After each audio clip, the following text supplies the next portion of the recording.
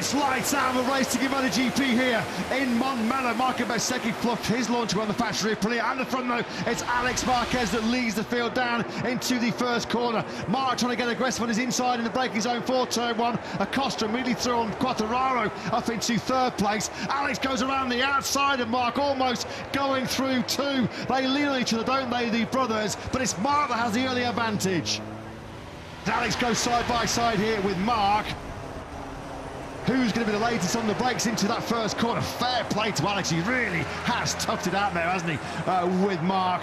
Mark just let a look, glimpse to his right-hand side there and saw a face full of blue Grizzly Ducati. Knew he couldn't turn in. So Alex has made his move early on here. He leads at the start of lap 4.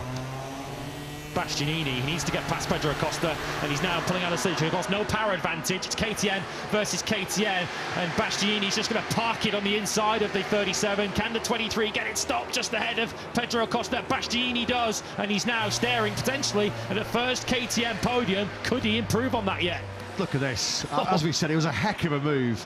One hell of a move that by Bastianini. Look how hard he was grabbing the front brake on that KTM. Rear wheel was a good, half a foot in the air. That's how hard Acosta was making him work. Yeah, Gunther Steiner, that was our expression in the commentary box here, Gunther.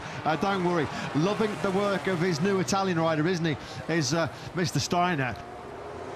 Once again, that gap has sort of remained constant around 3 to 4 tenths between Alex and Mark now for a good number of laps. We're coming to the phase of this Grand Prix where we know Mark is the master. We know how good he is on worn rubber. What has he got? That's the big question. Has he got anything for Alex? Alex did a 140.3 on that lap 17. Mark a 140.4. Bit of a gap opening up here, isn't there, between Alex and Marc Marquez, and Mark really skipping the rear tyre into turn 10. Does he get it to the apex? Just about, but is Alex finally starting to break the resistance of Big Brother here? Alex Marquez's pace has not dropped off. It's a 40.4. That's roughly in line with what he's been doing already. It's Mark who did drop off. He's nearly in the 41s now.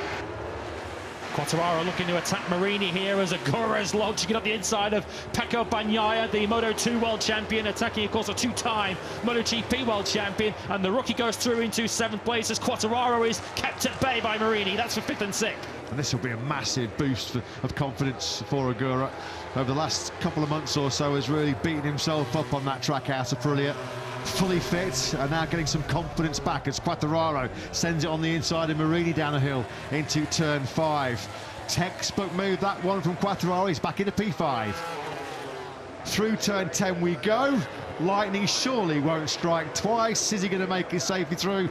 Of course he is. And now he can cruise to a dream home success.